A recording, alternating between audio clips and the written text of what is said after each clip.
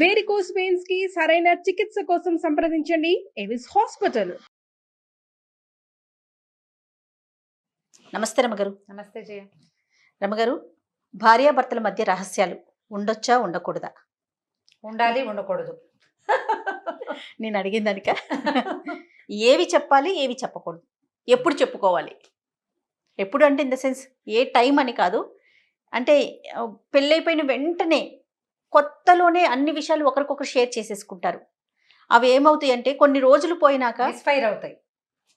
అవే బాణాల్లాగా ఉపయోగపడతాయి ఇద్దరికి కూడా.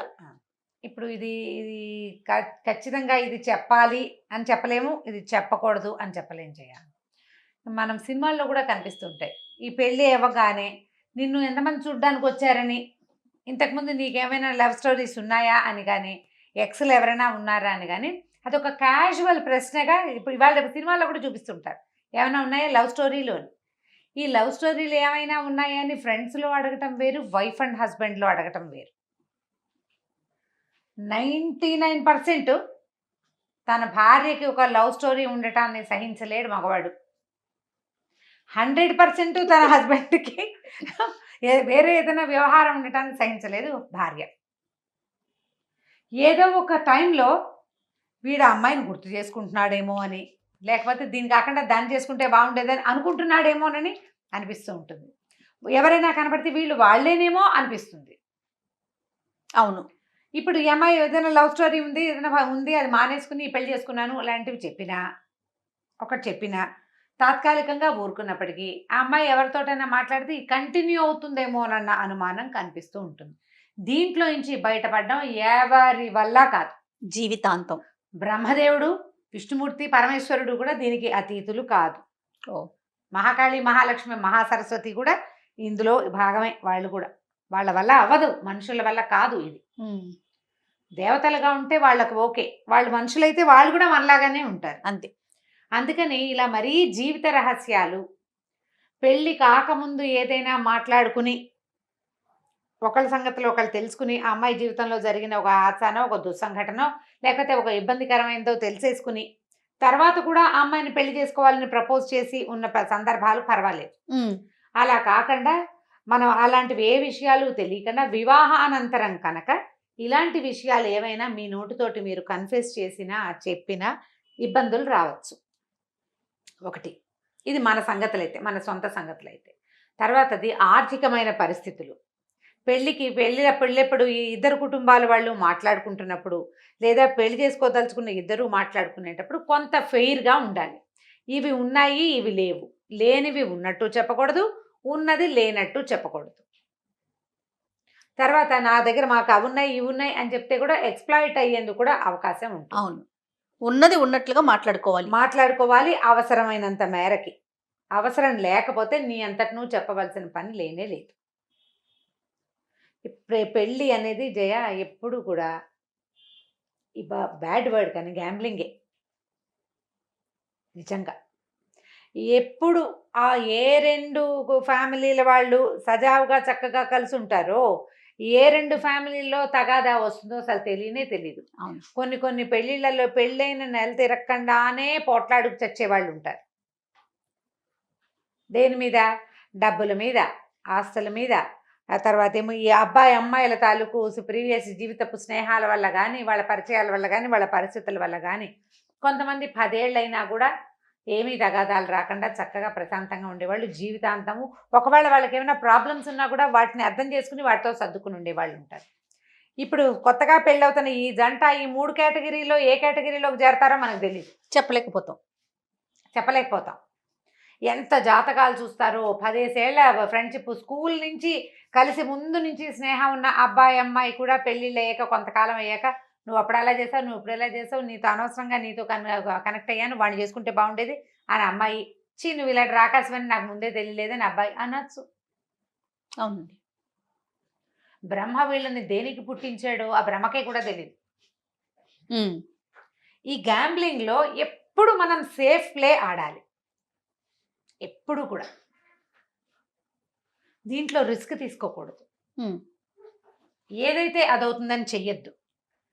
పెళ్ళిళ్ళలో ఎప్పుడు నువ్వు సేఫ్ ప్లేస్లో నిలబడి నీ వైవాహిక జీవితానికి కానీ వివాహ బంధానికి కానీ ఇబ్బంది రాకుండా ఉండే పొజిషన్లో ఉండే ఆడు ఏమన్నా.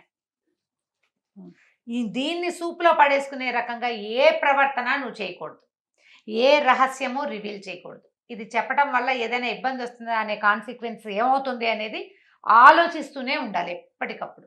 ఎస్, కరెక్ట్ అండి. ఇంత ప్లాంట్గా చేసుకుంటే పెళ్ళి ఎలా అవుతుంది, మన నిజాయితీగా ఉండద్దా, అలాంటి ప్రశ్నలు చాలా వస్తాయి.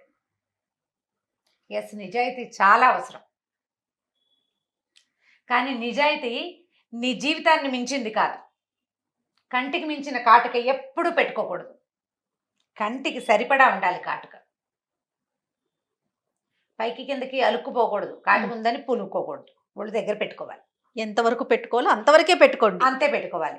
ఇప్పుడు ఏ ప్రాబ్లమ్స్ అంతా సాదాసీదాగా నడిచిపోయే చోటు ఈ రహస్యాలు చెప్పచ్చా చెప్పకూడదా మాటే లేదు. అంతే.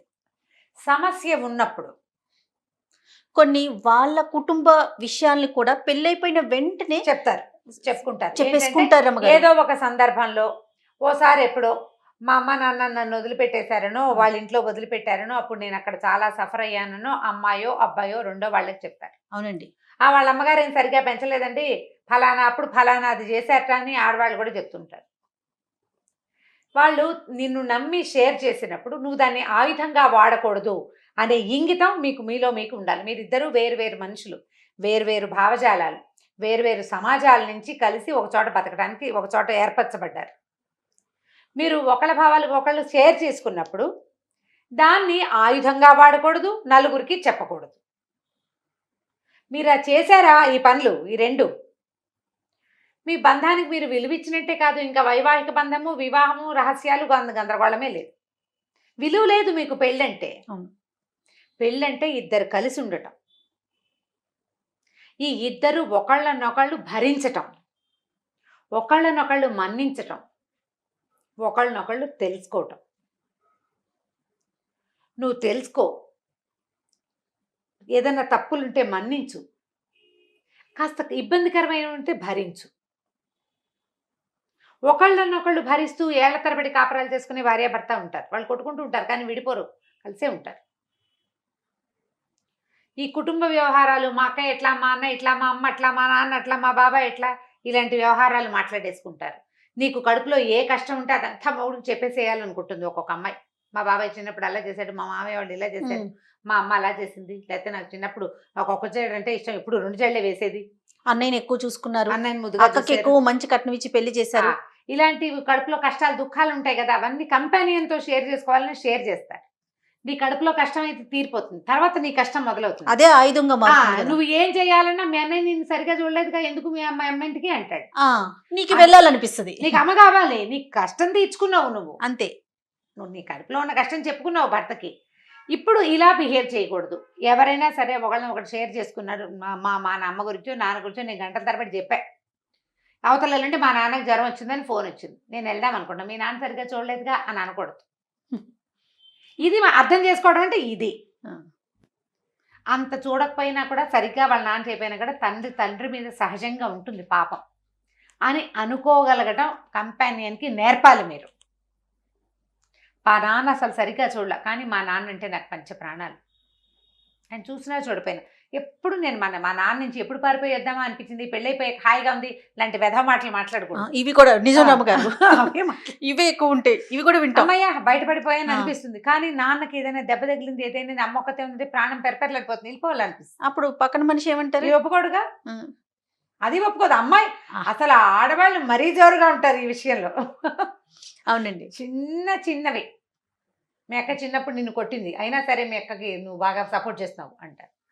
చిన్నప్పుడు అక్క తమ్ముడు కొట్టుకుంటారు కొట్టుకుంటారు కదా, కొట్టుకుంటారు. పెద్దయ్యాక అక్కకి ఏదైనా ప్రాబ్లం వస్తే అక్కకి సపోర్ట్ చేయకూడదని ఉంటుంది అమ్మాయికి.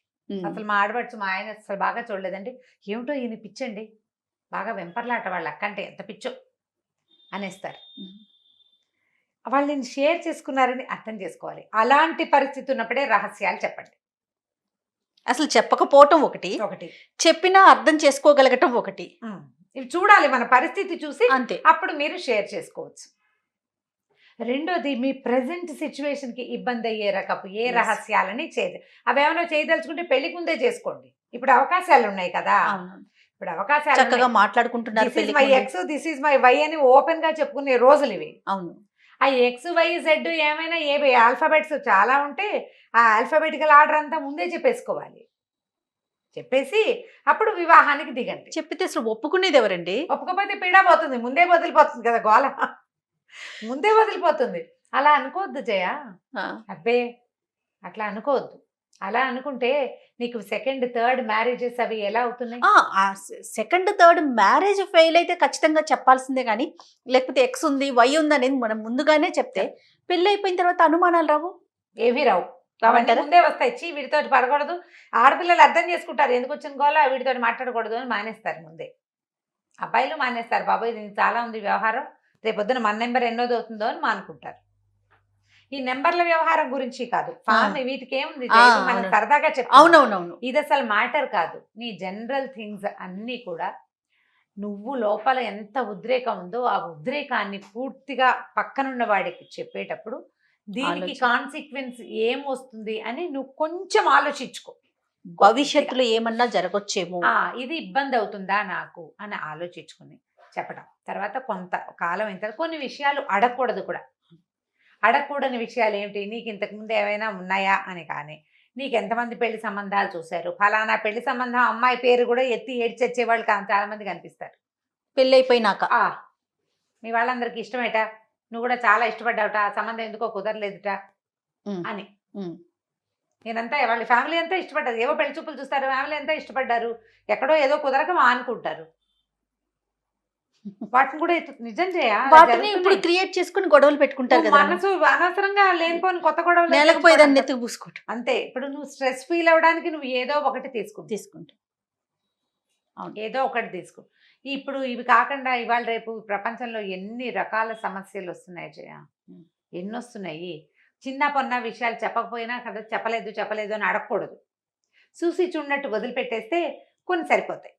హెల్త్ ఇష్యూస్ ఉంటాయి కదా రమ్మగారు, అవి చెప్పాలి కదా, అవి చెప్పుకోవాలి కదా. హెల్త్ ఇష్యూస్, ఫైనాన్షియల్ ఇష్యూస్, మన ఆర్థిక సంబంధమైన ఇబ్బందులు, మనకున్న ఆస్తులు కావచ్చు, అప్పులు కావచ్చు, ఉన్నది ఉన్నట్టుగా చెప్పుకోవటం చాలా అవసరం కదా. అంటే ఇప్పుడు క్రానిక్ డిసీజెస్ ఏమైనా ఉంటే అలాంటివి చెప్పాలి. క్రానిక్ డిసీజెస్ చెప్పుకోవాలి.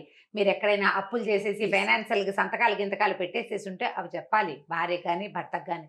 ఎందుకంటే అవి మీ ఫ్యూచర్ని దెబ్బతీసేవి. మీ ఇద్దరు కలిసి ఉండాలంటే ఇలాంటివి కొన్ని ఖచ్చితంగా తెలియాలి. మనకున్న బాధ్యతల్ని చెప్పుకోవాలి. బాధ్యతలు నేను ఇది చేయదలుచుకున్నాను, ఇది చేస్తాను, చేయాలనుకుంటానని పెళ్ళప్పుడే ఒకసారి మాట్లాడుకుంటే, పెళ్ళైన తర్వాత మీరు ఏదైనా చేయదలుచుకున్నారు అనుకో, చేయదలుచుకున్నారు, ఎట్లా ఎక్కడికో వెళ్ళారు, ఒక అనాథ శరణాలయం ఏదో చూసారు, పిల్లలకి ఏదైనా చేయాలనిపించింది, ఏమంటే నేను చేయదలుచుకున్నాను అని చెప్పి అక్కడ మాట ఇచ్చేసి ఇంటికి వచ్చాక నువ్వు వీడు ఒప్పుకోకపోతే పోట్లాడి అది చేయకూడదమ్మా, అది కాదు పద్ధతి. ఇంటికి వెళ్ళి మాట్లాడుకుని చెప్తాను అని చెప్పి ఇంటికి వెళ్ళి మాట్లాడుకుని నువ్వు 25,000 ఇచ్చేద్దాం అనుకున్నావు, అతను ఒప్పుకోలేదు, పోనీ ఒక 5,000 ఇస్తానండి, ఒప్పించుకొని చేసుకోవడం మంచిది. నెలకు ఒక 20,000 అంత కాకపోతే ఒక చిన్నదైనా నాకు ఈ సహాయం చేయాలనుందని ఒప్పించుకోండి.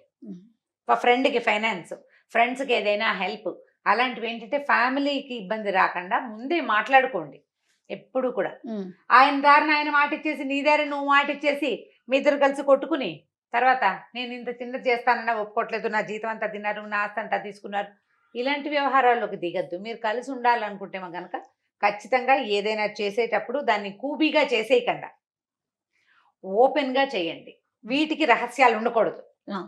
రహస్యం ఉండవలసింది దేనికి, మీకు భవిష్యత్తుకి ఇబ్బంది అయ్యేటువంటి మీ కుటుంబ వ్యవహారాలు కానీ ప్రీవియస్వి చాలా ముందున్న వ్యవహారాలు, మీరు దేన్నైతే వదిలిపెట్టి జీవితంలో ముందుకు నడిచి వెళ్ళిపోయారో ఆ వెనక సంగతులు అనవసరమైనవైతే చెప్పద్దు. తెలివిగా చాకచక్యంగా బిహేవ్ చేయాలి, చేయాల్సిందే, మాత్రం కుదరదు. ఇప్పుడు కంపెనీని మోసం చేయటము లాంటి ఆలోచనలు చేయబోకండమ్మా. అది మోసం చేయటం కాదు, ఇది మోసం చేయడం అని అనుకోవద్దు, అసలు అవసరమే లేదు. అంతే. ఇప్పుడు బాగా 15-20 ఏళ్ళు అయింది మీ పెళ్ళి, 20 ఏళ్ళు అయిపోయింది, అప్పుడెప్పుడో ఆ చిన్నప్పుడు ఎవరో వెంటపడేవాళ్ళండి అని ఒక క్యాజువల్గా నువ్వు ఒక సెంటెన్స్ చెప్పచ్చు. అవసరం పెళ్ళైన 20 ఏళ్ళకి మీకు కూడా ఆ వ్యవహారం అంత పెద్దదిగా తోచదు, మర్చిపోతాం మనం. అదే పెళ్ళప్పుడే అయితే ఫ్రెష్గా ఉంటుంది, బాగా డీటెయిల్స్ వాళ్ళు అడుగుతారు, మనము చెప్తాం. అలాంటివి చెయ్యొద్దు. మీరు అన్నట్లుగా ముందుగానే మాట్లాడుకునే అవకాశాలు ఉన్నాయి కదండి ఇవాళ. ఇప్పుడు ఆల్రెడీ పెళ్లిళ్ళు అయిపోయిన వాళ్ళ వ్యవహారాలకు ఏం చేస్తాము మరి, పెళ్లిళ్ళు అయిపోయిన వాళ్ళు కూడా బోల్డ్ మంది ఉంటారు కదా, వాళ్ళకి ఇది ప్లాన్. అంతే. ఏమి చెప్పాలి ఏమి ఏం చెప్పకూడదు. చెప్పకూడదు అనేది ఆలోచించుకోండి. ఆల్రెడీ ఏమైనా మీరు కొన్ని అందించేసి ఉంటే అవి మీకు ఆయుధాలు కాకుండా మాత్రం జాగ్రత్త పడండి. Yes. మీరు కూడా ఆయుధం కావద్దు. ఆ, అంతే కదా రమ్య ఆ, గారు? మీరు ఆ ఆయుధాన్ని తీసుకోవద్దు, వాళ్ళకి ఆయుధాలు అందించద్దు. అందించదు. సూపర్ అండి. నమస్తే. నమస్తే.